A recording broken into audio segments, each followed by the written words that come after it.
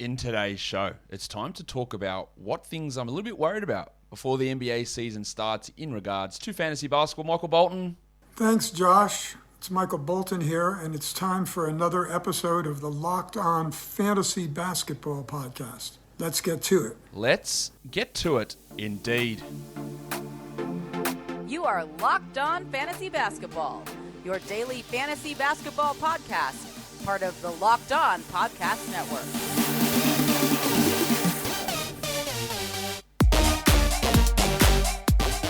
Hello and welcome to the Locked On Fantasy Basketball Podcast, brought to you by Basketball Monster. My name is Josh Lloyd and I am the lead fantasy analyst at basketballmonster.com and at Yahoo Sports Australia. And you can find me on Twitter as always at redrock_Beeble and on Instagram at Locked On Fantasy Basketball. Thank you for making the Locked On Fantasy Basketball Podcast your first listen every day. We are free and available on all platforms. And make sure you are checking out Locked On, whatever your favorite team is. Locked On Celtics, Locked On Wizards, Locked On Chargers, Locked On Braves. Podcasts for every sport, every favorite team. Make sure you're checking those out in all platforms as well. So what I thought I'd do today, we are going to do a draft today, a real draft. It's the Locked On Championship draft is coming today. Not on this show, in a separate show. 11 category, 12-team league, entry fee with prizes provided, that's the word, by Trace and Chase, which I do encourage you guys to check out, traceandchase.com. Doing that show later on today. What I'm doing today is the things I'm a little bit worried about heading into the season. So, I sit down and I do projections for every single player, for every single team, constantly updating them. And then, you see things in preseason, you hear things in the media, and then the season's going to start, and you're going to be wrong on things. It's going to happen. You're always going to be wrong on things. So, there are things that I'm worried about. What am I going to... What could happen that does worry me, that might give me pause for concern, I guess, with certain situations and certain players? I think I've explained it enough. I think you know what I'm trying to get to. Let's go. For Boston, I'm a little worried about the Rock DJ. Rob Williams. The Al Horford COVID diagnosis, I think, helps to a degree because it just guarantees that he's going to start. Not that he wasn't going to start, but his preseason hasn't been explosive. We're not expecting him to be a 16-point per game guy, but he's in 4 or 5 points. It's really low. The blocks are still fine. Field goal percentage is fine. But I'm not sure that he's going to take a gigantic step forward. And then I worry that if Horford is playing well, and Schroeder and Richardson and Neesmith and even Kanter, if they start providing good value off the bench, then Ime Udoka can easily just say, well, we'll only play Rob 20 minutes, and then Horford will slide across, or Kanter will come in. There are just other options there. He hasn't sort of fully established himself. I'm still drafting him. I'm not I'm avoiding him or anything like that. But I just go, or maybe. How about this? Because there are other options as a coach, as Ime Udoka, where you can say, well, I'll throw Al at center and let's just push everyone up. And Rob maybe is best suited to a 20-minute night roll off the bench. I think so. That's the worry that I have there with the Rock DJ. For the Bulls, it's Big Vucevic. Now, I guess the worry I have with Vooch is not based on necessarily what I'm projecting, because I've been a little bit lower on him than others. But some people are reaching up and I'm going to take him at 12. I'll take him at 14. But I think last season was the best season of his career, easily. He fell off when he joined Chicago. I think he was 30th over the last 2 months of the season. And now he's got to accommodate DeMar DeRozan and Lonzo Ball, as well as Zach LaVine. I think that if you're taking him in the top 16, 17, you're a real risk of getting burnt. And maybe you're not taking him there. And that's fine. But I'd say there's a higher chance of Vooch finishing outside the top 25 than there is him finishing inside the top 14. I could be wrong on that, but I'm a little worried about maybe he takes a bit of a step back with some of those other guys there, and it's Vooch that takes the biggest hit out of DeRozan and LaVine. I think that's my worry with him. It may be unfounded, but that's where I'm sitting with that at the moment. From a current Bull to a former Bull, for Cleveland, Lauri Markkanen. Now, it's not that I'm worried about what Lauri Markkanen's production's going to be, because I've been on record quite a bit saying I'm not all that fond of Lauri Markkanen as an NBA player, and I don't think he's someone you should be looking to build around or anything like that. But the reason I say with Markkanen is if they say, Jesus, we need shooting because Isaac Okoro, let's be honest, he hasn't looked good in terms of his offensive game, hasn't really taken any steps forward in preseason.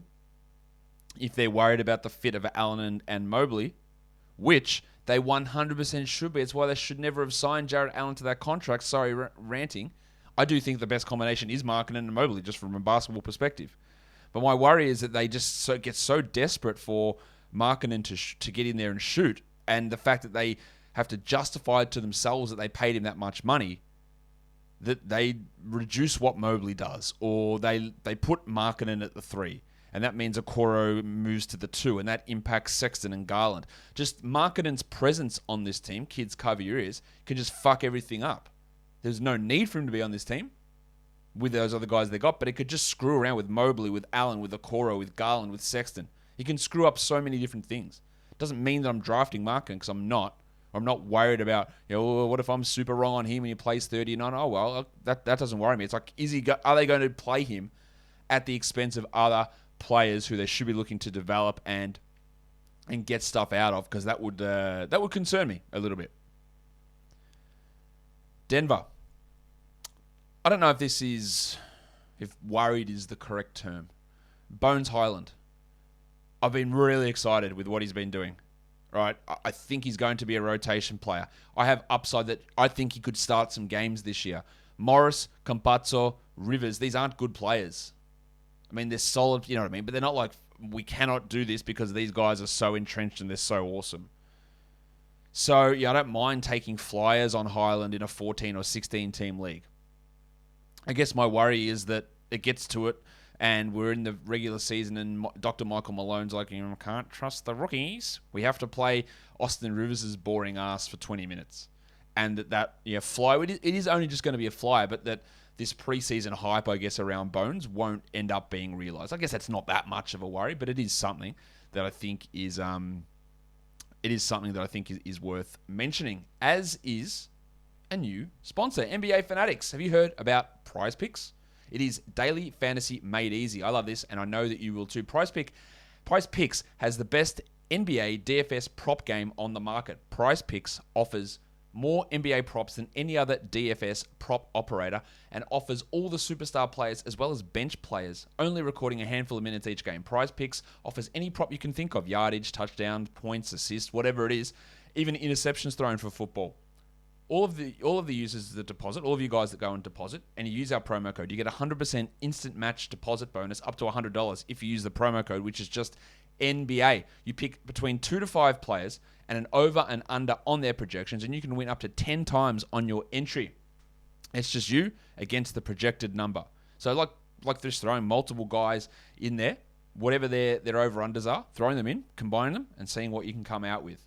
Really, really good way to do it. Mixed sport entry as well. Pat Mahomes over 300 yards versus LeBron James under 30 points. So combine them together. That's how flexible this is. The app is easy to use on the App Store. It's on Google Play. It's an award-winning app. You can make your entries in less than 60 seconds, and Prize Picks is safe and offers fast withdrawals. So don't hesitate. Check out prizepicks.com and use the promo code NBA or go to your App Store and download the app today. Prize Picks is daily fantasy made easy.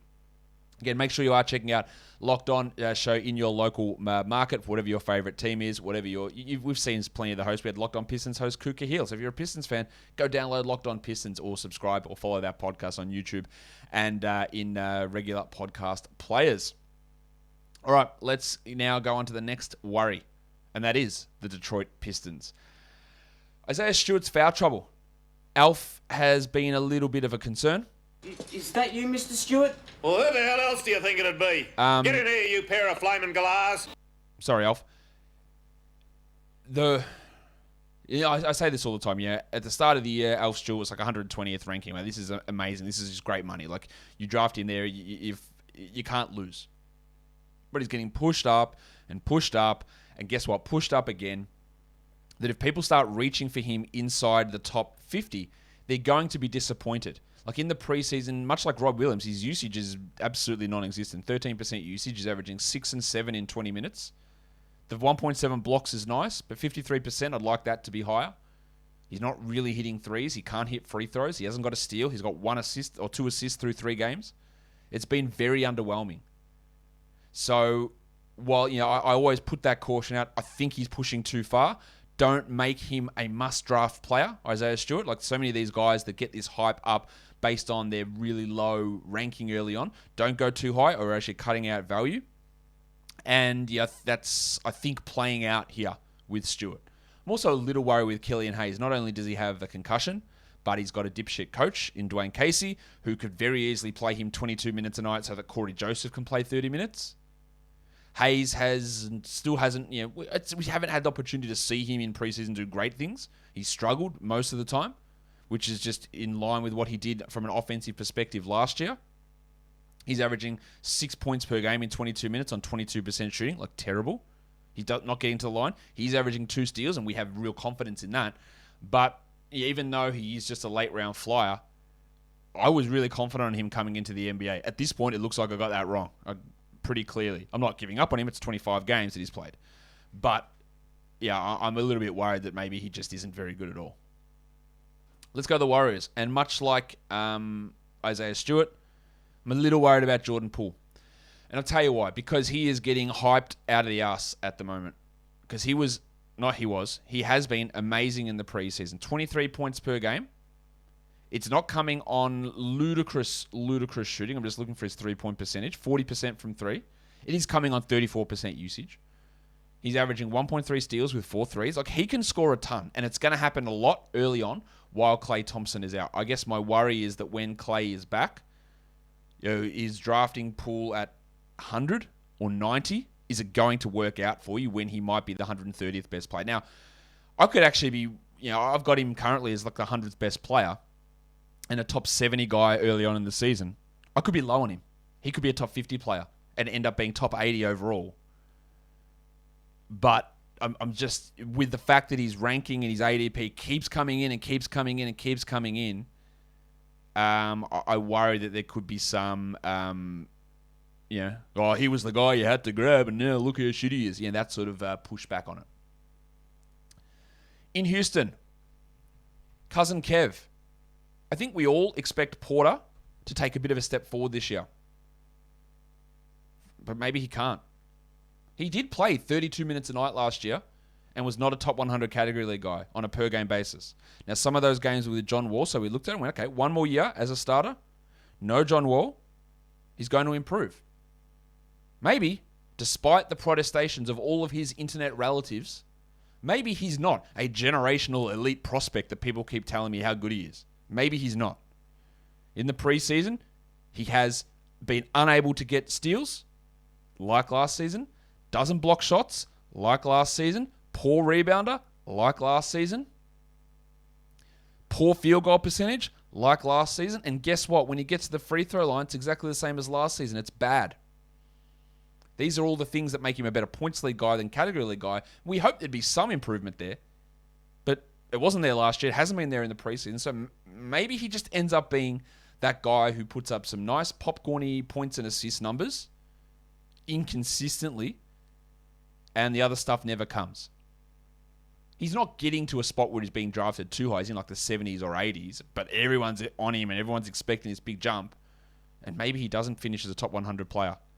I don't think that's outrageous to suggest, given, again, that the same problems from last year have shown up again in the It's preseason, but as I always say, like, if the same shit just keeps happening, maybe that's just what they are. So that is a worry. The Pacers have got a bunch of guys there. CARIS LEVERT, I'm worried about his back. Fractured back. I don't know if he's going to start. I don't know how. I'm super worried. If I get him at pick 100, I'll do it. Otherwise, I'm just not drafting him.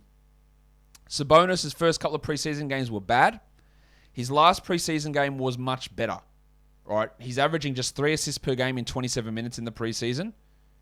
His percentages are better. Like, the numbers are okay. And I guess I'm worried in two fronts for Sabonis. I'm worried that the Rick Carlisle factor and slowing the pace down and how he fits on this roster, that's going to reduce his value.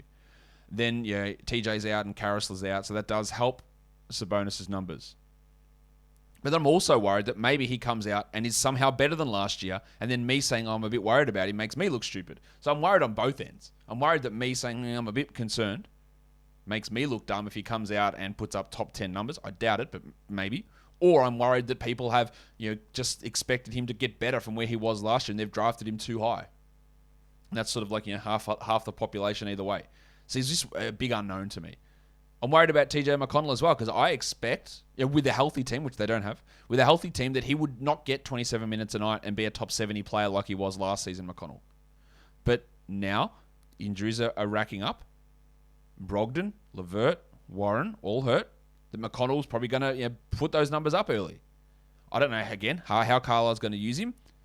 His complete lack of shooting and the way he stifles offense is a real problem. He stifles his own offense as well as other teams' offense, which is, I guess, stifling other teams' offense is good. But I just worry that maybe they do find, and just injuries consistently happen, and he does play 27 minutes and he ends up a top 100 guy again when I'm not considering him even in the top 150, unless I'm just desperate for assists or steals. And then, of course, TJ Warren, get him late with a draft pick, but this dude is a notoriously slow healer. He can't control that, and it's shit for him in his career. But I'm just worried that he's just never going to be able to stay healthy at all. It's a real worry. For the Clippers, Terrence Mann. I'll tell you what I'm worried about with Terrence Mann is that maybe I've just underprojected him. The fact that Eric Bledsoe is going to start. Going to start doesn't mean 35 minutes. I expect it means 29 minutes, but it could mean 22 minutes. And then Mann plays 31 off the bench. Now, a lot of GMs, Terrence Mann's going to take this big step forward. Like, I think he was picked by the biggest breakout player by GMs. I believe also the GMs picked Jahlil Okafor to be Rookie of the Year, or Cam Reddish to have the best career out of his draft class. So, you know what? They don't get it right all the time. But maybe I'm just being... Like, I look at what Terrence Mann did, and he had that really nice playoffs game against the Jazz. And he's, from where he came from, been a remarkable improvement. And I'm just skeptical of him taking his game to another level of becoming a top 100 guy. But maybe I'm wrong on that. Maybe he just is taking it and he becomes like a 7 3-point attempt per game player, hitting a 40% and getting 5 assists and 7 rebounds. Maybe he can do that. I don't think he can, but I'm worried that I'm underprojecting him. I'm a bit worried about the Grizzlies and Steven Adams because I was way off on him to begin the year. I didn't think he showed much in terms of fantasy. I know he didn't show much from fantasy last season. I thought that with Tillman, Jackson, and Clark there in Memphis, him not being a long-term part of their future at all, he would just be a guy that would play like 24 minutes a night, rotate those other centers in, and that's fine. But he's looked great in the preseason, rebounding at a super high level, hitting free throws at a level which I don't expect to continue. But maybe I'm just out. Maybe he can get back to being a top 100 and top 110 player.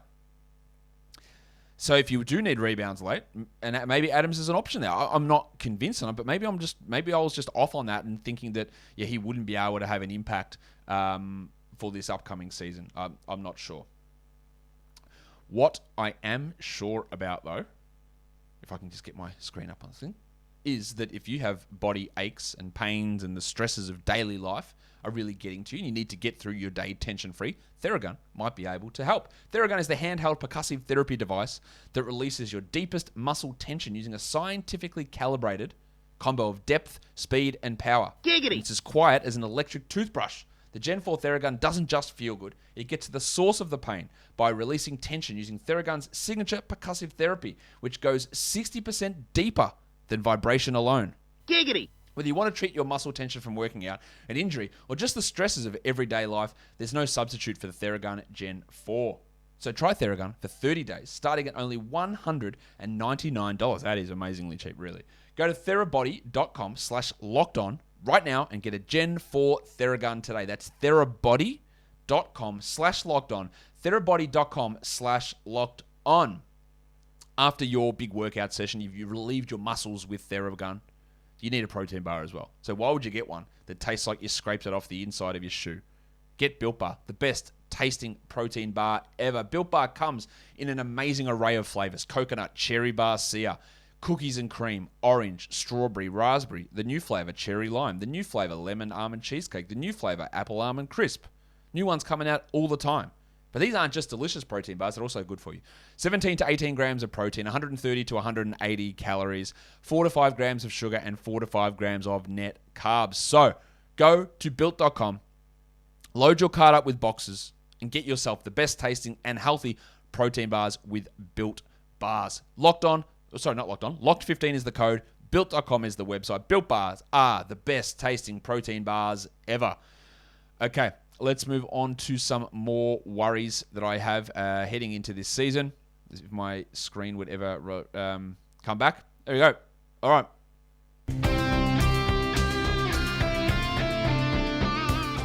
Anthony Edwards.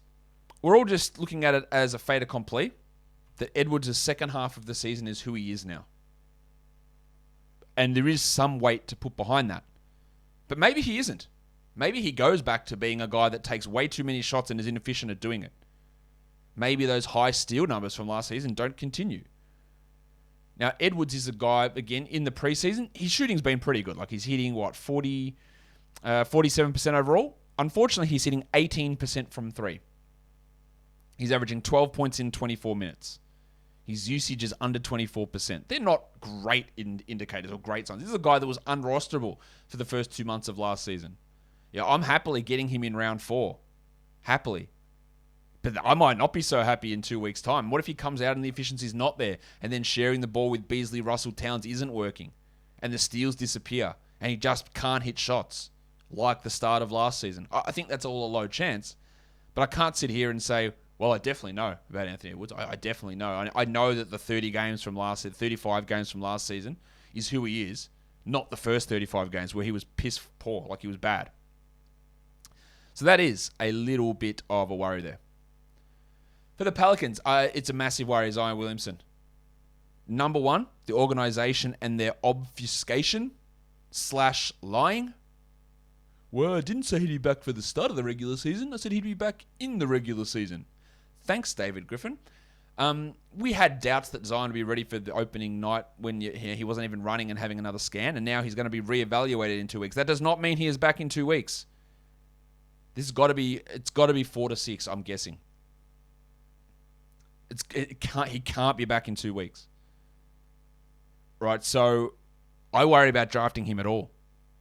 Broken foot, bloke that size. Maybe he's not back till January. TJ Warren's got a broken foot. We don't know when he's back. Mitchell Robinson's got a broken foot. He's coming back now. It took 9 months. Zion apparently hurt it sometime in the summer. June, July, August. When? I don't know. If he heard it in August, and Griffin said he heard it at the start of summer, then quickly said that's not true. It was actually during summer, and it was before Summer League, so it's in July. 7 months from then. January, February. All right, I'm shit scared. Now, obviously, this helps Jonas Valanciunas. It helps Brandon Ingram for fantasy. It helps Najee Marshall for deeper leagues. It helps Nickeil Alexander-Walker. Trey Murphy's probably going to be a starter now. I would imagine Marshall and Murphy start. But maybe it's Alexander Walker and Marshall. I don't know. But it helps all of these guys. I'm worried. I'm also worried about Devonte Graham. He's looked shit house. He's looked so bad. Now, one thing that he has going in his favor is he is unafraid to take shots. He will take a ton of threes. And generally, he's hitting 42% of them. That's good.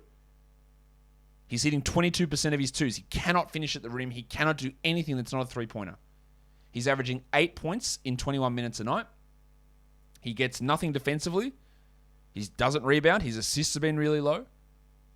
Now, you can get him pretty late, like most spots, but there was a time when he was being drafted in the 80s, which was insanity to me. But even at that point, I was worried. I go, maybe I'm wrong. Maybe I'm just misevaluating Graham. Yeah, if you want to get him late, fine. I think there's a 50-50 chance he's not even a top 150 guy this year with how bad he's looked, combined with what sort of player he is. Although the Zion news probably does help him. Let's look at the Knicks.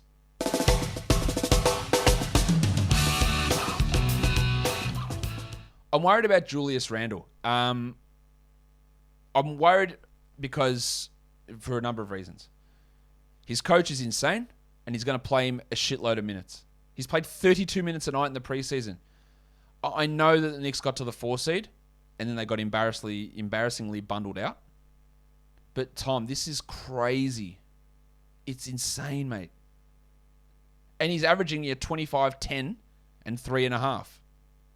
But the 3.5 is what sticks out. He averaged a career high by double last year in assists. And we're now with Kemba there and Fournier, who's going to handle it a little bit. Randall's probably not going to have those same opportunities. He is shooting at a high level, but 50% in preseason from 3 is not going to stick. I worry that he's just not going to be able to... Those assists, which kept him ranked so high last year, aren't going to be able to maintain. I also worry about Kemba Walker. who was really good down the stretch for the Celtics, top 40 fantasy player, and then he's come to New York. He hasn't attempted a single free throw. He's played just 2 games, 42 minutes total.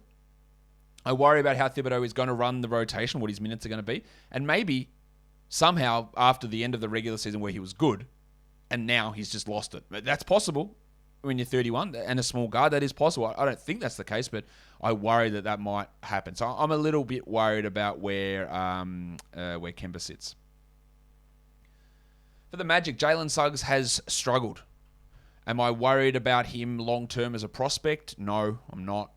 He's averaging 5 points in preseason on 27% shooting. Like, that's obviously shitful. But maybe they just decide to start Cole Anthony, Terrence Ross, and Gary Harris.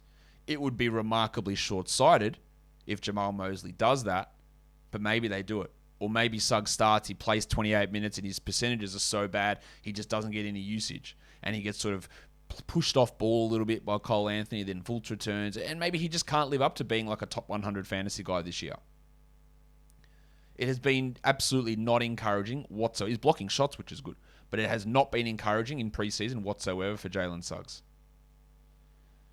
For the Sixers, it's Ben Simmons. Like, is he going to play? He's back with the team. Now there's thoughts that maybe he is unvaccinated, which is just another level of bullshit onto this whole scenario. Is he... Yeah, the only excuse he would have for being unvaccinated if he lived in Australia, because we didn't have enough vaccinations for a long time. Although, now we do. Is he going to play? I don't know. I don't know why. Is he going to just fake an injury? Like, how? I don't know how any of this stuff works. Of course, I'm just worried. If you want to take him in the 70s or 80s in a draft, by all means. But I have no good sense of how this is playing out. The Blazers. No question about it. I am ready to get hurt again. I really like Jusuf Nurkic. I think he can be a really good player. I think he was dramatically underused by Terry Stotts. His preseason, he's averaging 9 and 10 in 20 minutes. Like, they're okay numbers. He's averaging 2 assists, 80% from the line on good attempts. So really, really encouraging. But what if Billups decides he's just going to do 25 minutes and run a lot of Larry Nance, although I'm almost equally worried about Larry Nance in Portland, who really is not doing anything. What if Nurk gets hurt? And again, this is the problem. When you have guys that you like that continually have things that go wrong that are out of their control, like Nurkic, and another one we're going to talk about later, that you get pinned with, oh, this is your guy, you love Nurkic so much, why are you so high on Nurkic? And I'm just waiting for him to show it over a long period of time that I end up just drafting Nurk in so many areas because I have that faith in him. But what if it's misplaced? Like, it is a worry. Like, Cody Zeller's not good. Actually, that's not true. Cody Zeller is absolutely great as a limited minutes backup center.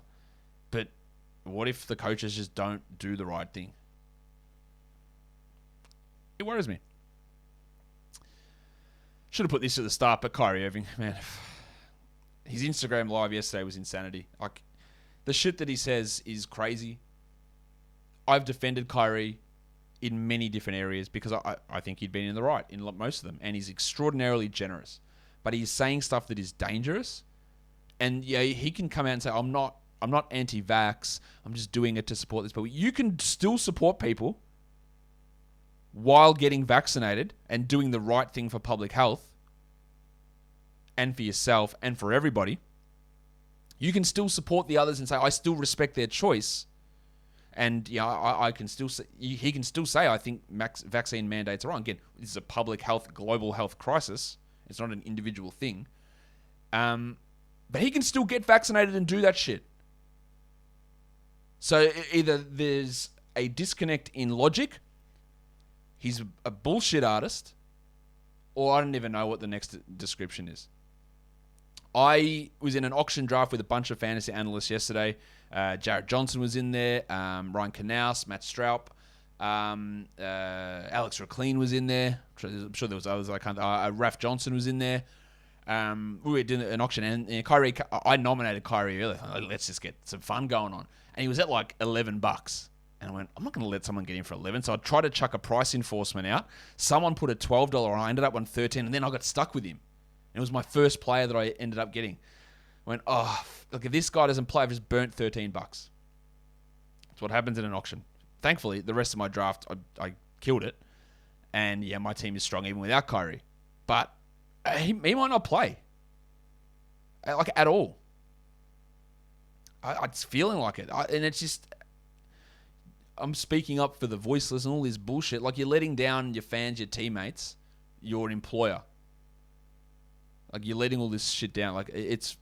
I don't know what to expect from him. And I say that I wouldn't draft him. Like, I wouldn't have drafted him there. I was just trying to make sure that price went up.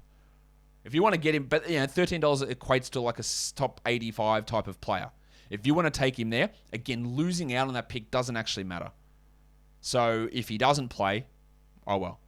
If he does play, then you're probably winning your league by getting him there. But the whole situation is just annoying. For the Kings, RICHAUN Holmes. He's averaging 7 points and 5 rebounds in 17 minutes. He's not hitting free throws. There's 17 centers on this team. Luke Walton's the worst coach in the NBA. Actually, sorry, he's not. He's the second worst coach in the NBA because Jason Kidd is back.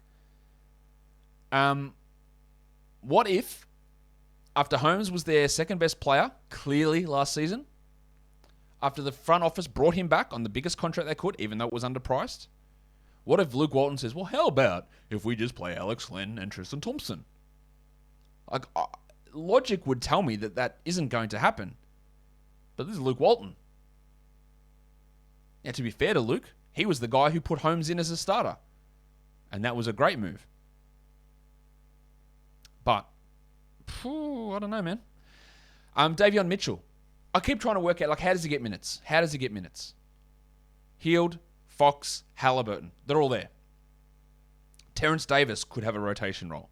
Do they just play Hield every single one of his minutes at small forward? And that would mean that you have to eliminate Mo Harkless and Marvin Bagley from the rotation? Or maybe. Maybe Mitchell is just this good. I don't think he is. But maybe he's just this good that he's got to play like Halliburton and play 29 minutes a game. Oh, well, they found the room for Halliburton last year. They did. But remember, the Halliburton is still there. So you had to find the room for Halliburton behind Fox and Hield, which you did. But now you've got to find the minutes for Halliburton, Fox, and Hield all together. Maybe they just do it and they just say, Bagley, you're not playing. Harkless, you're not playing, and we have to give Mitchell 28 minutes a night. People are drafting him in like the 12th round of 12-team leagues, which is crazy to me, but maybe I'm just wrong.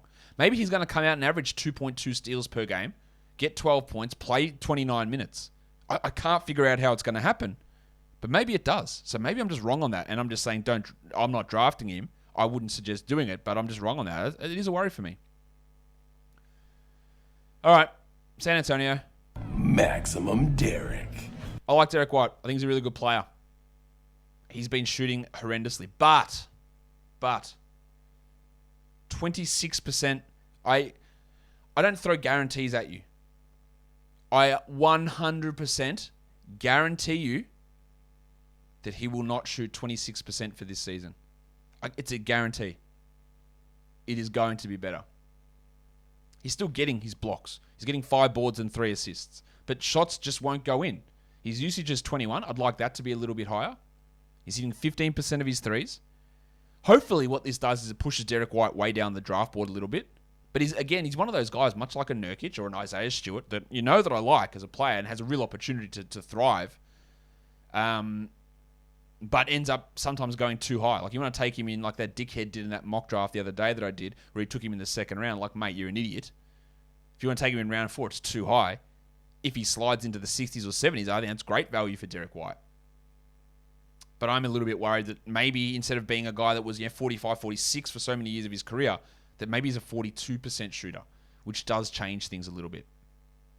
Let's go to the Raptors. I'm a bit worried about Fred VanVleet. Like, we all expect him to take a big step forward this year with no Kyle Lowry. I'm not sure. 20% usage in preseason. The shooting is going to be... He can't hit free throws, apparently, which is weird. He's still getting 5 assists and 1.3 steals. I think he'll be pretty good still, but what if he's not able to live up to being that top 20 guy? And he just doesn't take that usage spike that we expect. And maybe he does play off ball because it looks like they're going to start Goran Dragic next to him. And then Scottie Barnes. Now, the false narrative is that I hate Scottie Barnes and that I hate the Raptors. It is completely untrue. I just wouldn't have picked Scottie Barnes at number 4 in the draft, and I still stand by that. I wouldn't do that. His passing has been great in the preseason. I like what he does defensively. I still hate the shooting and the other offensive parts of it. I don't think it's good at all, and I worry about that. Yeah, I think he's going to play 30 minutes a night for the first few weeks of the season. I struggle to see them playing him 30 continually because it would mean that he would have to start next to Anunoby and Siakam. And then where the hell does Trent and Dragic, where do they fit? Where does the front court mix of Boucher, Achua, Birch all fit? I think he's maybe like a 26, 27 minute a night guy. I worry that he's getting overdrafted, but I also worry that maybe I'm just wrong. Maybe I'm wrong, and he is going to be this guy that puts up like Draymond Green numbers as a rookie. Again, that feels really hard for me to envisage that. As I try to sit down, and I encourage you all to do it, get a bit of paper and do 240 minutes for the Raptors and try and work out how they all get minutes or enough minutes to justify how this team goes. And it is hard to find 30 for him. But maybe they do. And maybe they just say, well, Dragic, you're just playing 18, or Trent, you're playing 15 minutes a night. Boucher, you're playing 15 a night. Because they're the sort of decisions that would have to be made to get him to that level. And then lastly, in Washington, I'm a bit worried about Daniel Gafford. Look, 10 and 8 in 22 minutes in preseason with 2 blocks and 64% shooting is bang on what we expect. Absolutely, that is what he provides. I would hope that they would just want to play him 25 minutes a night, but they're going to give Montrezl Harrell a good run. But I worry about Gafford that what if when Tom Bryant comes back, they stupidly decide to just take him out of the rotation and then you've burnt a round 9 pick on a guy that doesn't play half the season? I don't think it's going to happen, but I'm not fully taking that out of the realms of possibility. And then Spencer Dinwiddie, who I don't think critical is the right word, but I think on ESPN he was ranked at 50th or whatever it was, which was crazy to me. Yes, a bigger opportunity for Spencer. The usage will be up.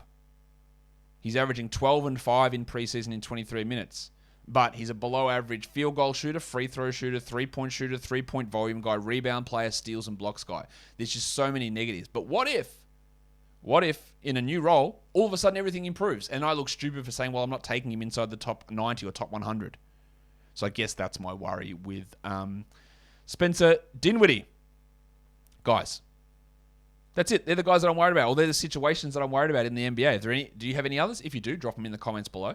Follow this podcast, Apple Podcasts, Google Podcasts, Stitcher, Spotify, and on the Odyssey app. And don't forget to find your favorite Locked On podcast for your favorite team, whether that's hockey, which season has started, football, season has started, baseball, playoffs are on, college sports, or the NBA. Go and find your favorite team and listen to that podcast. And if you are on YouTube, they're there as well. Hit the thumbs up on my channel, subscribe, leave a comment down below. Guys, we are done here. Thank you so much for listening, everyone. See ya.